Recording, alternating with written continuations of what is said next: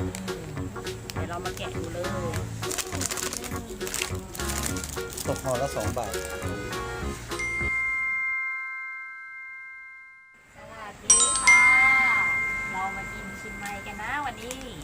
นี่รสสาหร่าย อันนี้เป็นอีกรสหนึ่งนะ ชิ้น ขนมชิ้นไม้เป็นข้าว หอมมะลิ ข้าว อ ห บ อม กร มะลิ อ อ บบ กรอบอร่อยนะ อันนี้รสสาหร่ายเดี๋ยวเรามาแกะดูเลย ข้างในมีกี่ชิ้น ข้างในมีกี่ห่อ อันนี้ซองเท่าไหร่นะ 20 บาท 20 บาท ดีเลย โอ้เอากี่ชิ้นอ่ะ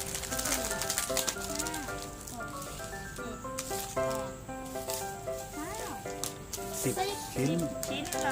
ยโอ้10 ห่อข้างในห่อมีห่อละ2ชิ้น ตกห่อละ2 บาท ตกห่อละ2 บาท นะ ตกชิ้นละบาท ชิ้นละบาท20 บาท อันนี้เป็นรสอะไรนะ รสสาหร่าย รสสาหร่ายอ๋อ อืม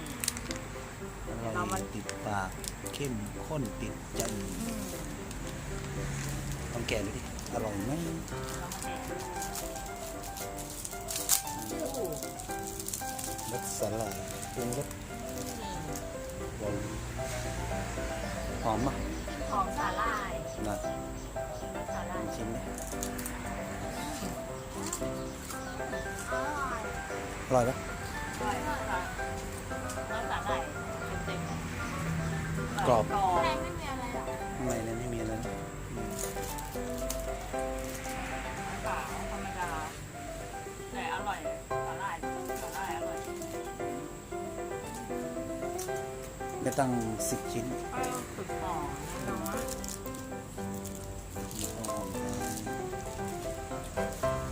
กินได้ตั้งหลายรอบอร่อย อุ้ย หนังอ่ะ โอ้ ไม่เป็นไรยังมีหิวอยู่ กรอบมาก กรอบรสชาติเข้มข้น มันคน แล้วก็รสสาหร่ายเข้มข้นอร่อย ชิ้นนึงนี่เต็มนะ นี่แล้วก็สาหร่ายขอบ3 ชิ้นเต็มเลยนะ อืม